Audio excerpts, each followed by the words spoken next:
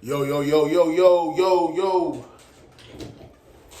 Yo, yo. What's good with it? It's the homie Mac, music, art, culture, knowledge, reporting live from the Dogon. Thumbs up, give me the likes. Thumbs up, give me the likes. Like, share, comment, subscribe to the YouTube channel 82 Kings. It's the homie Mac, man. Yeah, real quick, I want to do a Mac minutes on Deion Sanders. During the Big 12's media day,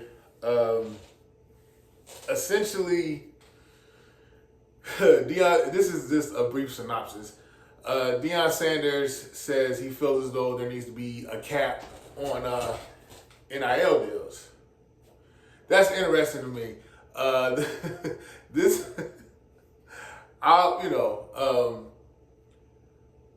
these players have basically been treated as indentured servants for years. And now that the players are getting paid, everyone feels like the inmates are running the asylum. I get it. I get it in the sense of, I can understand why people feel like NIL needs to be regulated. The NCAA just, they have a partnership with this company called Deloitte, where they're going to pretty much line item NIL deals and try to regulate it. Now, the specifics of that, I guess, basically try to trace where all the dollars are coming from and how much people are getting paid. Now, let's not forget, a House bill was passed where each school has up to $20.5 million in revenue sharing that they can give to the players. I get where people are coming from. We're basically at a point, I understand, because Deion's not the only one that said this. I've heard, people at the barbershop have said this, just random conversations I've had with people. They feel like there needs to be a cap on NIL. I get it. Because we're getting to a space where it's going to be unfettered capitalism, and big bank takes little bank, and a lot of schools simply aren't going to be able to keep up. But my thing is, I don't like the fact that people, I guess I'm looking at this more from a player's perspective. I don't like the idea of players having a cap on how much money they can make. On the grand scheme of things, I get it. Big bank take little bank. I'm a Michigan fan. Michigan is is a Power 4 school, with Power 4 being ACC, Big 10, SEC, ACC, Big 10, and Big 12, Power 4. And it's getting to a space now where the Michigans, the Ohio States, the Alabamas, the University of Texas, people aren't going to be able to compete with them. Like if you're a mid-major, say like Ball State, a MACK school, a Sun Belt Conference school, you simply are not going to be able to keep up, because this has become an economics arms race in sports, in collegiate sports. It is what it is.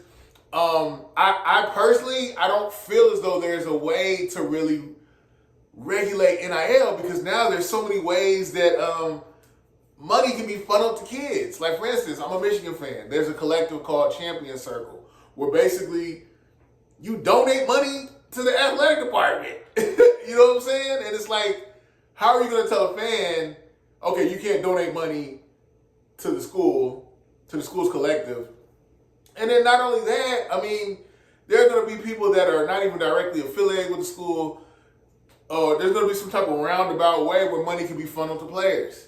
I don't see a player saying, oh, I don't want this money. This isn't right. Like, no. Like, I just don't think there's a way to really, I guess you could put a cap on it and say, oh, each school only has X amount of dollars that they can pay the players.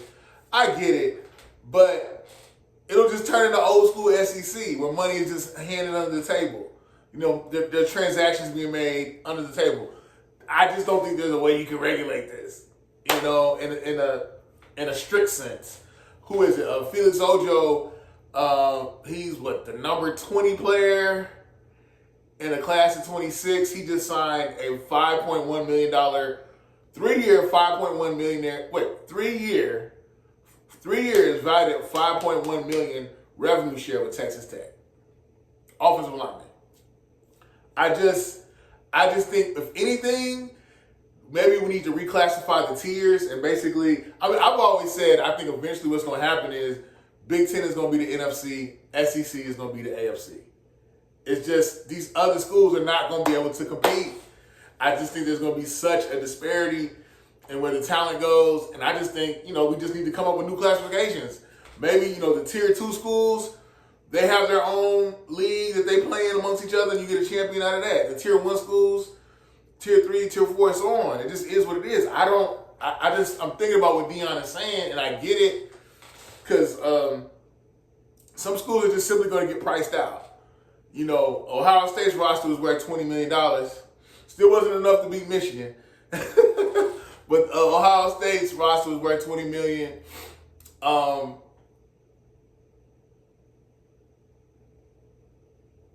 Their roster was worth $20 million, and it's like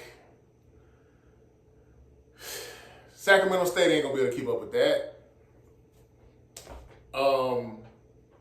Eastern Michigan's not gonna be able to keep up with that. North Carolina A&T is not gonna be able to keep up with that. I would even say even the lower tier schools in the Power 4 conferences, they're not gonna be able to keep up with that. Vanderbilt can't keep up with that. Northwestern can't keep up with that. Purdue can't keep up with that. $20 million, a $20 million roster. Oh yeah, did I tell you Ohio State? That $20 million wasn't enough to beat Michigan. But anyway, I'm sorry. I'm a Wolverine through and through. I gotta be a little petty.